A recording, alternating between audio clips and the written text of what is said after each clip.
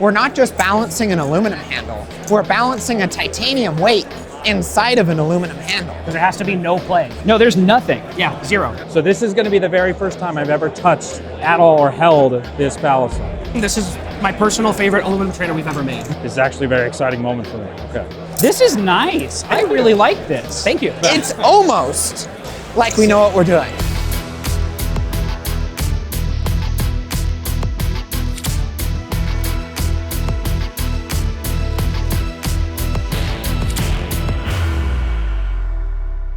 What's up, everybody, and welcome to another video. Today's video, we are at Blade Show 2024, checking out the MachineWise booth. Now, they have had some incredible changes to the company recently. They've slashed some of their previous models and have introduced brand new things. Alongside that, they've actually added a folder knife and a pen, which is wacky. So let's go ahead and talk to Deylan and see what they have going on. Hi, Deylan. Hello, Will. How you doing, man? How you doing? Very good. It's nice to good. see you here at Blade Show. Yes. Obviously, there's been a lot of stuff. There's a lot of changes happening. What in the world are we looking at here? Yes, so I mean, we've changed pretty much our entire lineup. Wow. Yeah, we have new aluminum trainers, new tie live blades. We make folders now. I see that. Yeah, that's crazy. Is this the latching mechanism? Yep, the button. All so right. you push that and it Oh, it's so smooth. bushings.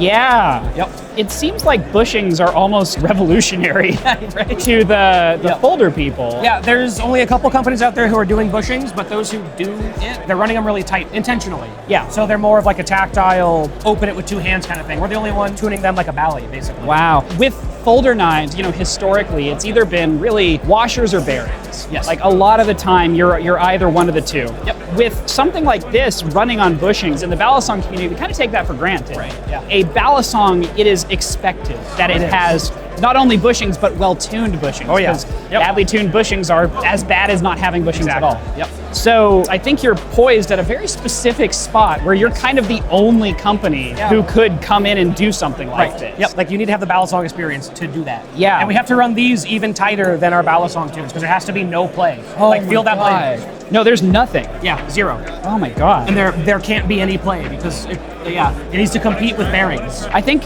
something that's probably blowing their minds is that smoothness, because the smoothness of bushings. Yeah, it's like that's the first thing that anyone who picks it up, who's like more of a folder person, they'll pick it up, they go, "Oh, it's so smooth.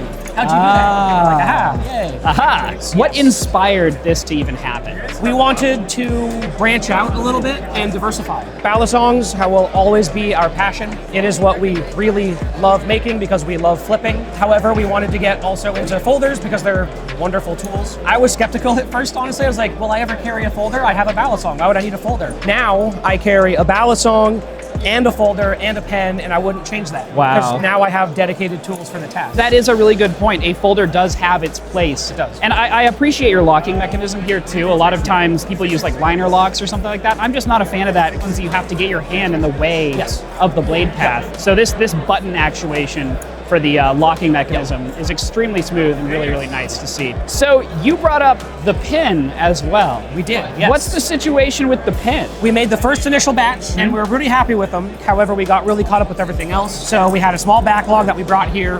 And then once I get back and I have some time, we're going to focus on a couple of small changes. Okay. And we're going to start getting them into real production. So it is an infinite twist cap. So you twist it a quarter turn to open and then a quarter turn closes it. However, you can sit here and twist it forever. Oh, that's really satisfying. Yeah, so you know, we're a Balisong company. We're a very fidgety company. Oh, yeah. We're all little ADHD squirrels. Yes. And so we want to sit here and fidget with anything we make, including a pen. Well, this is a great fidget. Oh my God, it has a very satisfying clack, especially as it retracts. You can really feel a sort of clack as it closes. Like as soon as that thing goes inside, you can feel it go thunk into the body. It's really good. It was fully designed by Martin, our master's degree engineer. Awesome. We'll Martinez. talk to Martin in a bit. I'm very excited. And so if I take it apart, so this is the mechanism itself. So when you twist it, It rides up and then clicks into a little open spot there. Whoa. And then that thunk you're feeling is when it goes back down, it goes tunk. Oh, that's so cool. So it's just falling off of a ledge basically when it closes. That's awesome. Which is where that thunk comes from. Yeah, that's a good thunk. So what possessed you to want to make a pen in the first place? So the main reason we wanted to do a pen is kind of a weird one. So we're a very vertically integrated company. Sure. We want to make everything in-house because we can. It's a source of pride, but also having full control over everything means we're not waiting on anyone else to ship a product, basically. That makes sense, yeah. And so to that front, we needed a lathe to make all of our hardware. However, buying a $200,000 machine just to make our hardware isn't a very viable thing.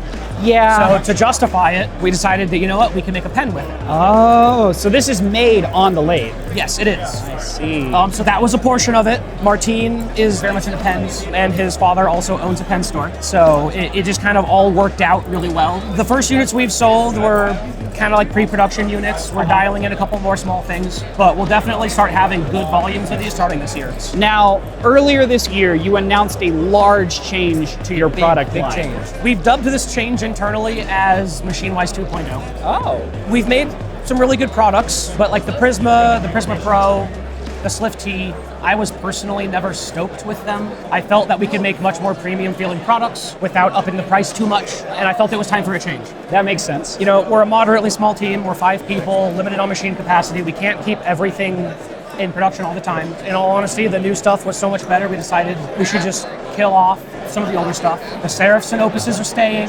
Please don't lynch me. They will be back. They're never going away. So there is that. However, we've moved into the Totoris and the Sasoris. This is our prototype live blade Totori. Okay. And then this is one of the production Sasoris. Got So it. a bit about our naming convention. We're in Phoenix, Arizona. We live in a desert. Yeah. It's hot. We're a desert company. So we decided to kind of move to a much better naming convention as well. Because, you know, historically we've been so good at naming things. Oh, so good. You love this, Liz. I love the slisma. So now we're going with a desert naming convention.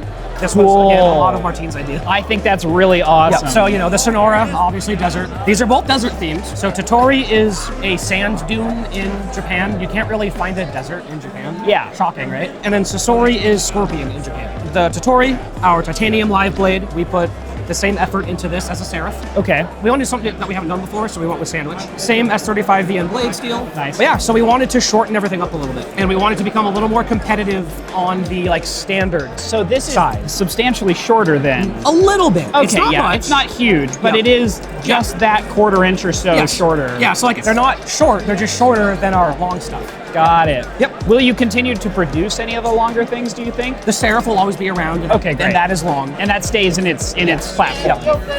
And the Opus, of course. The Opus, okay. The goal from here on is we're going to try to keep the products that we have now currently available. We won't discontinue anything anymore, hopefully. From here on, we're just going to do batches of parts. We'll do production on these for a while, then maybe we'll move on to serifs or move on to something new, and then we'll just keep rotating around. I know previously you had an idea of having a platform. So with like Yes. the Marin, there was the Marin platform. Is this also encompassing a platform ideology, or is this different? No, we're going to be moving away from the platform ideology. So like these two obviously are on their platform together, so they're interchangeable. And maybe we'll do that like where we have a trainer and a live blade version, Yeah. then we'll move on to something else. The platform, while fantastic for the customer and good for us initially, it became extremely restrictive. Yeah, that makes sense. You can only do so many designs on the same platform before you're just running out of things you can actually do with it. Exactly. And then you can't be artistic, you can't be creative. We're going to design the best knife for flipping that we can, and if that means it needs a different platform, then that means it's a different platform. That makes it's sense. what it is, right? Can I see the Totori? Go for it, dude. Okay, so this is on titanium. Yes, so it's grade 5 tie handles. It's just sandwich instead of chanwich or channel. I like the sandwich. I think the sandwich is really nice. And also Yes. I'm noticing the actual spacer is tiny. Yeah, so it's a short little spacer, and so that one has the lightweights in it right now, so those spacers are pocketed out. Okay, so it is, if you change the spacer, you change the balance? Yes, and so we have full weight spacers as well. I see. This is nice. I really like this. Thank you. So it is now my favorite flipper that we make. Really? Yes. I can see pretty immediately how this Right. fits your preferences very well. Yep. The other thing that I really like about it is the implementation of texturing that's in like very similar to Yes. the serif. Yep. This is a really, really nice texture. It feels very nice to touch. It's a callback to Dunes as well. Like Oh, yeah. It's a kind of Dunes-y pattern. We still retained all the premium features of the serif. It still has taper in both directions. These handles are actually a little bit wider wider at the top. So they're both a little bit shorter and a little bit wider, but they're way rounder. Yeah, because the Serif has a very aggressive taper, which is Yes. good, but I know some people... It can get pretty thin up at the top. Yeah, seems like it's a little more, I don't know, normal is the right word? Right, yes. It's normal, but it's still a MachineWise product at the end of the day. That's so very true. Yeah. Okay, so then we have the Sasori. Yeah, so the Sasori is the aluminum trainer counterpart, and so it's 7075 aluminum. It is channel. Oh. It's not sandwich, it's Wow. channel, but it uses the same spacers as weights. That's cool. So it's 7075 aluminum, but with titanium spacers, so you can anodize the spacers different colors and all that. Super fun. That's awesome. Yep, and these also ship with both light weights and heavy weights. The light ones are in here right now by default. Okay. Both in feel, but in flipping, this is my personal favorite aluminum trainer we've ever made. Really? In my opinion, it feels way more premium than any other aluminum product we've ever made. Brandon really likes the Prisma and the Prisma Pro. For me, I am fine with the Prisma Pro. I think it's a perfectly good Balisong, but it never like fully captured me. Yep. And the Prisma, while I liked it, something was always weird about it for me, and it was very square. And if you like that, then it's a fantastic Balisong for you. But for me, it was just a little bit too much. So I'm very interested. I think, personally, I think you're going to like it a lot. Okay. We'll see. It fans like gold. Yes. And it This can is become more awesome. handle bias if you want that. Really? Yeah, so those are the lightweights in it right now. I mean, honestly, even with the light weights in it, I actually am a fan of this. Something else about this is this also has the thickness taper. Oh, really? Yes, so they both have the same tapers in both directions. I can see it. It's- So it it's genuinely, small, but it's there. It's thicker at the back, and then it Yes. gets thinner at the front, and then same thing. It's much more obvious this Yes. way. Thicker here, thinner there. Yep, we wanted to go no expenses spared while still trying to keep the price as reasonable as possible. This is really cool. Thank you. Genuinely, I was a little concerned when I heard that yeah. everything was changing. Literally everyone was very scared, and we had a lot of criticism on this. I mean, it's a terrifying thing when a It company is. you love changes everything I get about it. It was just as scary for us. I bet. But like personally, I think it was worth it. I hope everyone else, most people at least agree, because I feel like our products are so much better now. Between these two, I am extremely impressed with both Thank of them. But that has been a bit of an overview Yes. with you and me. I'm going to throw over to Brandon, and Brandon's going to talk to Martine to get a little bit more information about these wonderful products and how they were actually designed. Because Martine is like the brains of the operation in some degree. To some degree. All designing is now done by Martin. God, that's awesome. Thank you, Deylan. Of course, and, thank you. Let's throw it over to Brandon and Martine. Oh, I'm getting nervous. I'm too. So, Martine, Yeah. I love these. All right. These are being discontinued. Yeah. Core question is, how could you personally do this to me? Well, I'm sorry. So the story actually starts at the Prisma Pro Live Blade. So if you remember that Weehawk-esque blade from Blade Show a little while ago, that was my first design coming into MachineWise. Deylan didn't necessarily bring me in to replace the designing role, but more to bring in another facet or another mentality. Deylan really loves the machining side and production optimization side. Okay. The design side he finds very stressful, right? My role in MachineWise was to come in with a fresh lens and to look at everything we have done and kind of first learn what MachineWise is about and what our design ethos is. Okay. right? And then the next step was then to take it and move it into, as Deylan said, MachineWise 2.0. And that is where the Sasori and Totori come in. They're following along with some of the things that I really love about MachineWise as a brand. Our performance, our balance profile, the textures. I think MachineWise is really known for our textures. So I Yes. wanted to emphasize So I have my Serif on me, which is Cerakoted. It just has a vibe to it and a feel to it that other people don't have. I want to add a little bit of context while we're talking about this. While I do all the designing, Deylan and I work very much together. Yeah. So I do the initial ground up design, and then as soon as we're into prototyping, Deylan and I are going back and forth on design revisions. Deylan is a much more competent flipper than I am. And so Deylan is still heading up the competency side of our products, while I'm heading up the design aesthetic side of our products. Your dynamic with Deylan is similar to the dynamic that Will and I have in that I'm not as good of a flipper. I can't go as in-depth in terms of how something is going to flip, how the weight is distributed, what's important about it, what stands out about it. Like to me, it's just, is it good or is it not? Yeah. But that also applies to the videos too. And that's where it's like, you know, I'm developing new formats and stuff that maybe are new for Will, but they excite me. But it's that back and forth process that can actually be really, really healthy. Exactly. Because it allows you to like find that sweet spot in the middle of like what makes sense for both of you, what's going to be the most enjoyable. And it's been really constructive because we have scrapped many designs. Many designs hit the cutting room floor. That interplay is really important to putting out the best product for the customer. And something that we can really be proud of. Which is a tough thing to balance, what you personally want, what the customer wants. And that's where it's like, obviously, again, people do not understand how much goes into this. You guys are not at a scale where you can produce every single version of everything you've ever made. I wish we could. Yeah, that'd be great. But that's just not how it works. And that's where you gotta sacrifice some stuff to let in for the new stuff. So that is the idea behind the Sasori and Totori. They're not meant to completely replace our lineup. They're just meant to complement our lineup and bring MachineWise into the wider Balisong community. So that leads me into my personal journey with this. I've followed along with every step of the process. I've talked about this on the Blade Bias podcast that I have with Ethan. We've talked a lot about these. Last night, I was offered by somebody to try the Totori. And I was like, no, I need to touch this and flip it for the very first time on camera. All right. Well, should we dive into it? Which one do you think that I should go for first? Let's start with aluminum. So this is going to be the very first time I've ever touched at all or held this Balisong. Oh no! I've come around to it. Okay. But when I first saw it was an early version of this, and I sent a message to Ethan, I was like, that might be one of my least favorite looking blades I've seen in a long time. I've come around to it. I think it was a good change, or removing that weird little pocket thing. So this is actually a very exciting moment for me. Okay. Oh, and there's Ethan too. Oh no! You're watching me flip this for the very first time. Close it. Okay, it's got that. The MachineWise clack is very important to me. I think this is our best sounding Bally. The best sounding Bally. Oh, I would be the judge of that. Promising. It hasn't hit the ground yet.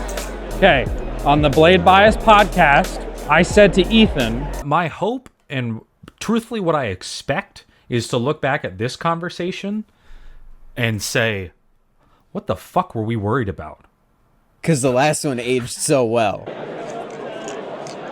what the fuck were we worried about? All right. What were we worried about? It's almost like we know what we're doing. The length is different, but it doesn't have, I was afraid it was gonna have a weird distribution from the size of it, and I wasn't sure how the blade would factor into that. And what's fun is the balance on this was actually a real challenge because it's two materials in the handle. We're not just balancing an aluminum handle, we're balancing a titanium weight inside of an aluminum handle. So now you have two different densities that are having interplay that you're trying to have balanced out. So if you look in the handle, there's some really interesting geometry going on. I see where you guys are going. Thank you. That's great. The blade looks cool. Cool. Some zippy inserts will look great in it too. They're in the works. So, oh, there we go. Okay. Like, while I will miss the customizer system, oh my God, that had to have been a nightmare in terms of logistics. I think towards the end of that, William and Garrett were ready to hang Deylan and I. It was rough. Now, I haven't tried. You haven't tried the Totori. The Totori yet. It's the first time I'm picking this up. All right. I had no quarrels at all with the live blade. Okay. Live blade I thought looked amazing. Sweet. Fantastic. So the live blade is loosely based off of an Unaboki Zakuri. That is actually a double-edged katana blade. Unaboki Zakuri is the cormorant's neck, or the crane's neck. I do Iaido as a martial art. Oh, that's cool. Yeah, I'm really into Japanese swords and stuff, so total weeb, I'm sorry. You're a Balisong engineer. You had to at least have your feet dipped in the sword world in some way. Yeah. I used to run around with a little Tinker Toy sword that I built in my back so I could be Link from The Legend of Zelda. And now I get to do that anyway by just keeping Balisongs in my pocket. So I'm doing the same thing. So this blade shape is loosely based off of that. Oh, I just flipped it for the first time. Let's flip it. How about that? That's what we're here to do, right? Oh, this feels heavier. But it's not in a bad way. I'm trying to be as objective as I can. Obviously, we have like an affiliate code with MachineWise. If you're interested in this stuff, you can get a discount and all that. Setting myself aside from that as much as I can. This is a genuinely unique experience, and I apologize formally for doubting. Thank you. It's really bouncy too. Oh yeah. In a good way. Yeah, I have nothing to be worried about. We've actually had the Totori completely modeled, finished, designed, ready to prototype. And then we decided we needed to launch it with a trainer version, an aluminum trainer version. So then the Sasori was birthed. I vibe with you in a specific way of just like, you obviously have your own expertise. Yeah. You getting to collaborate with Deylan, this refinement of the product line and where you guys are going is really cool. Thank you. I hope that you stick with MachineWise because I think you guys continue to offer an unparalleled level of quality that's really cool. Thank you. And then how much passion goes into it. And I can see that passion that you have. Thank you. You can describe it doing the katana stuff. Like I can tell, it's like you love this stuff. Yes, this was awesome. And I love talking about these products, and hopefully we can have you guys out to our new shop. It is night and day. The old shop looks like it's from a horror movie set now. The new shop, Deylan and I have a little bit of imposter syndrome now. Like, we feel like we're a real company. So we're now trying to meet that expectation and live up to what you guys expect. So thank you guys, and we'll do our best. That's awesome to hear. And we'll keep doing the same thing. Right after this segue, literally back to Will in exactly 2 seconds. And that is pretty much it for today's video. Thank you very much to MachineWise and the gang here for hanging out with us at Blade Show and telling us a little bit more about this massive change that we've had. I've got to say, I feel a lot more confident about y'all's lineup. Thank you so much for the information. This is Thank you. so cool, and these are awesome. If you guys want to see more of this stuff, definitely consider subscribing. Hold the phone. What's this, Brandon? Sir. Yes. There's one thing that I have never done in the history of this channel. Out of all the MachineWise products I have never paid for one. Is it actually happening? I am paying for this, and you cannot stop me, young man who's older than me. I'm buying a Sasori with my own money. Woo! I will recede away, but yeah, I got you. Thank you guys so much. you. This has been fantastic, and I hope that we're going to have a lot more awesome stuff at Blade Show. Thank you to our Patreon supporters. I forget whether or not we do the Patreon outro in the Blade Show videos. I think half of the time we do it, and half of the time I forget to put in the outro. So right now the Patreon credits are rolling. Thank you so much, patrons, and yeah, we'll see you next time. Peace. Later. It appears Brandon is purchasing a Balisong from Deylan at MachineWise. He is putting his credit card in the little machine. Deylan is making sure that the purchase is going through. It appears the purchase has gone through, and they pulled out the card.